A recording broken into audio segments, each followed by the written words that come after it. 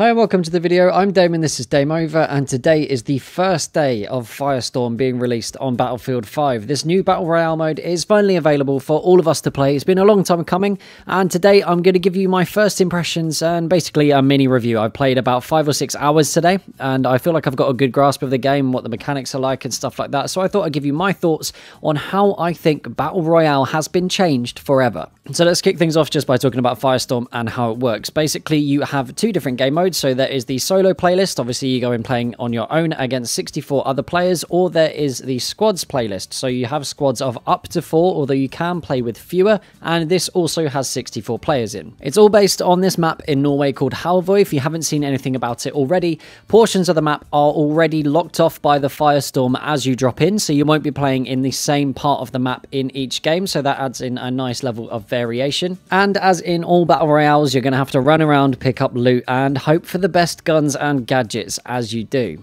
So as always with any new game, and especially a Battle Royale, because of the likes of Apex Legends and Fortnite being such a big success and so quickly, I was very optimistic about this one, and it's one that I've been looking forward to for a really long time. Firestorm has definitely been hyped up quite a fair bit over the past few weeks, and it's one of the reasons I bought Battlefield 5 in the first place. And I'm going to save some time in this video and just tell you guys that I am unfortunately very disappointed in the end product. There are a whole host of reasons why, and I'll go into the most important ones and then list off the other ones as well, although they do come under the same sort of brackets. But basically, Firestorm at the moment, I'm hoping it's going to change in the future, but at this moment in time, on day 1 of the release, well, it feels like Battlefield 5 did 3 or 4 months ago, where it was at a point that was so glitchy, so buggy, and basically in a place that was so unacceptable, it was very difficult to enjoy. Now, don't get me wrong, there are some very good parts about Firestorm and some things that I did have some fun with. It was, unfortunately, on the whole, a very frustrating experience. And I just want to make things very clear to you guys from the outset. This isn't a complaints video. I don't hate Battlefield 5. The reason I make content like this, I do have a couple of videos where I talk about the state that it was in and how it was not good enough for the Battlefield community to play on, is because I like Battlefield 5. I really like Battlefield 5. The Battlefield series is where my YouTube channel started, so I've got a very strong personal affiliation with it. And talking about what's wrong with the game is because I am so desperate for it to reach its full potential, because it could be really good. So I've decided to start with stuff that is to do with the gameplay itself and go in that sort of order from the beginning of the game to the end. And to start with, we'll have a look at the pre-game lobby. Now, this is something I usually don't care about at all in any Battle Royale. It honestly doesn't matter to me what happens in this pre-game lobby. Having extra things like in Fortnite where you can pick up weapons, test them out, build stuff, whatever, that's great. It's a nice addition, but totally unnecessary for the game being really good and being enjoyable. And as in other Battle Royales, you're able to run around, pick up different weapons.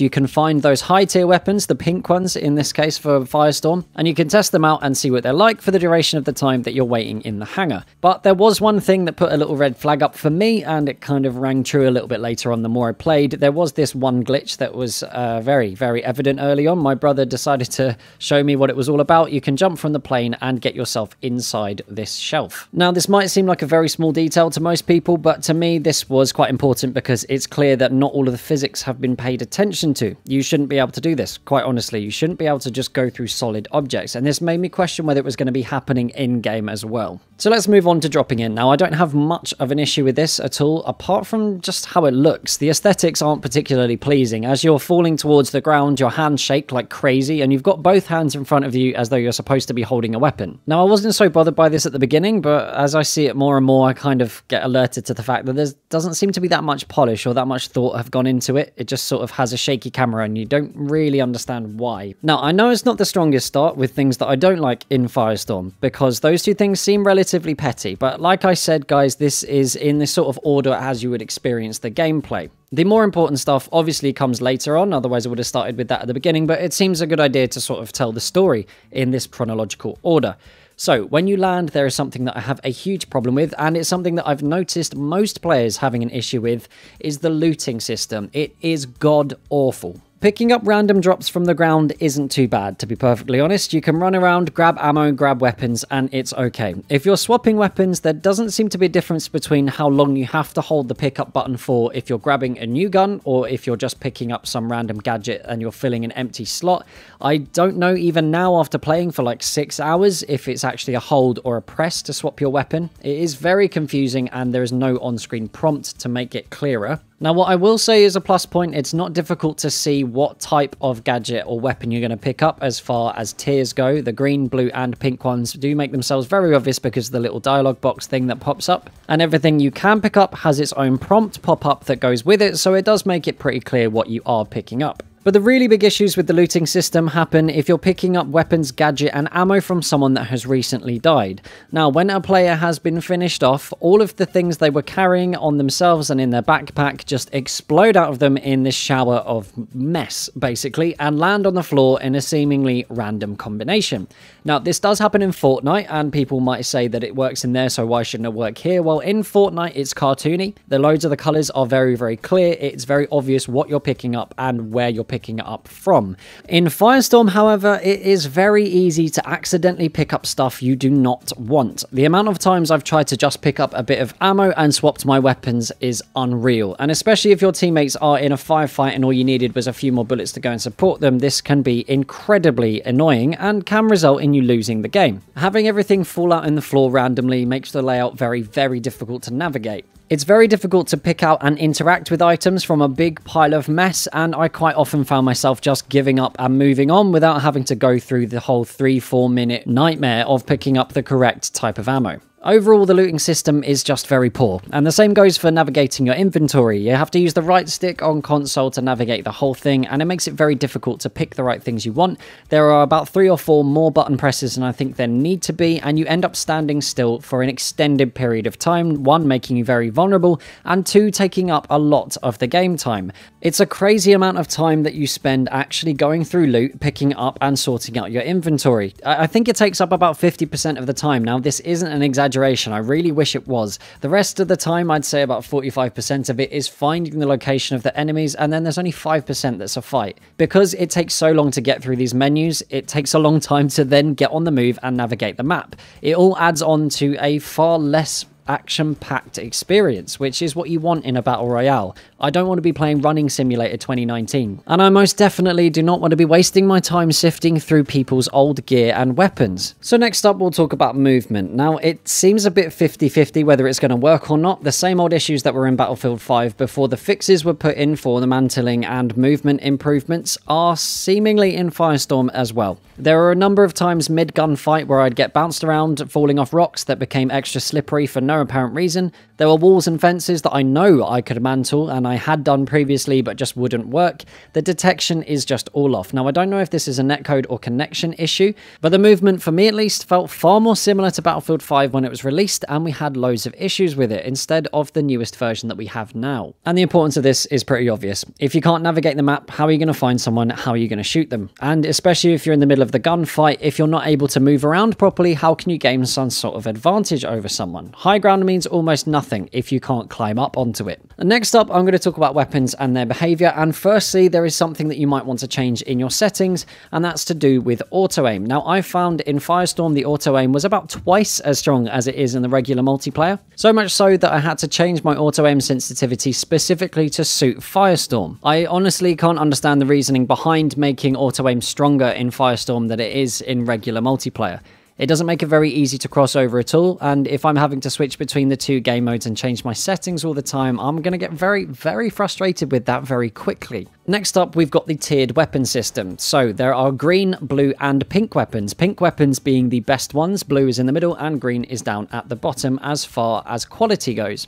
I'm very confused how these weapons were given the pink tier, how they were given the best tier, when they clearly have the wrong attachments to make them as good as they can be. And in fact, I found it was having the opposite effect. Having an M1897 shotgun and the Tommy gun with a Lati sight on just made them far more difficult to use than they needed to be, and definitely reduces their effectiveness. I would much rather have gone for iron sights than having a Lati sight. I think having a sight at all on either of those guns makes them far less effective anyway. And it seemed like the tier system only relied on the amount of zoom you got from the sight that you had attached to your gun. There was no other attribute that seemed to be affected at all, and it's just, I don't really understand this one, as you can tell. It doesn't make a gun better if it can zoom further. That is, unless it's a sniper rifle. That I do understand. But putting a big zoom on a gun that's going to just jump around and make aiming impossible like the Tommy gun just makes it much, much worse. I would rather have that down at the bottom of the tier list than at the top. Now, those are the most important things that I had down on my list, and the list is actually very, very long. Now, to save this video from being 20 minutes long and reading out and explaining every single one of them, I'm sure you guys can fill in some of the gaps, and I'm happy to talk about it later on. If I do a live stream in this, I'll be far more happy to talk about it then as well. But for now, I'm going to read out some of the things that are on the list. Now, every time you have to pick up a gun, you have to load bullets into it. I understand the realism behind it, and yeah, I guess it does make sense, but it seems like an unnecessary step that just causes extra delays and further problems in the gameplay and slows things down even more than it already is. Firestorm affects your kill-death ratio. Yeah, you heard me right. It affects your kill-death ratio. I'm just imagining all of you guys going, what? Is he serious? Yeah, I am serious. It actually is. It's a thing in the game. Someone designed it so that happens. I honestly will never understand why.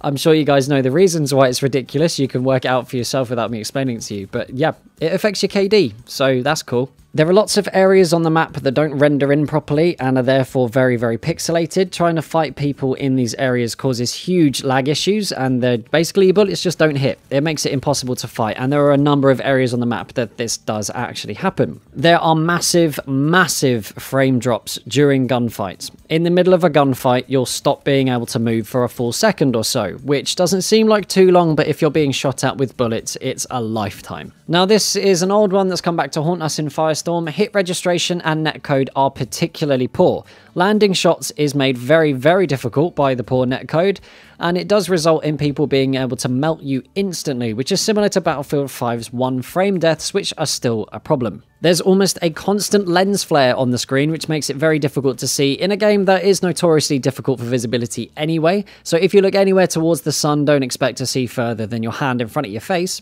There's no way of knowing what armor the enemy team have on them if you're shooting them. It just flashes up as a blue so you know that they are wearing armor, but how much armor they have is just going to have to remain a mystery. Going into the down state, and I mean when you shoot someone and you down them, going into that down state is very strange because they ragdoll first and then go into the last stand, so it's very difficult to know within those 2 or 3 seconds whether they are going to go into a last stand or if they're the final member of their squad and they've died. This will often result in people being shot by someone holding a pistol or running over that body and getting stabbed to death. Now, that list that I just read out and the points I brought up previously are about 75% of the issues that I found in Firestorm just on the first day, and yeah, it is day one, so there's going to be a load of room for improvement. Hopefully that happens really, really soon.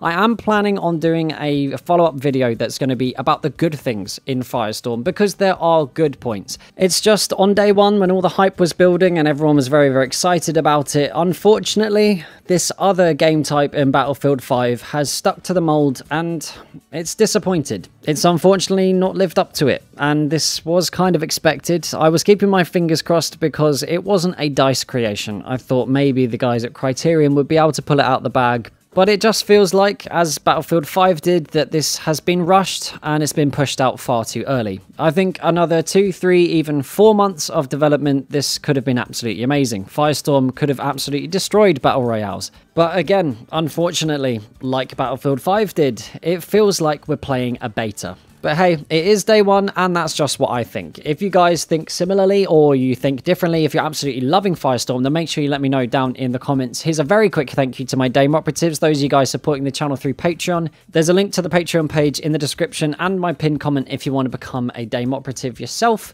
So if you like the video, make sure you hit the like button. If you're new around here, then hit that sub button too. Don't forget the bell button so you don't miss any future posts. And as always, share this video wherever you like. Till next time, that's Dame over. Peace.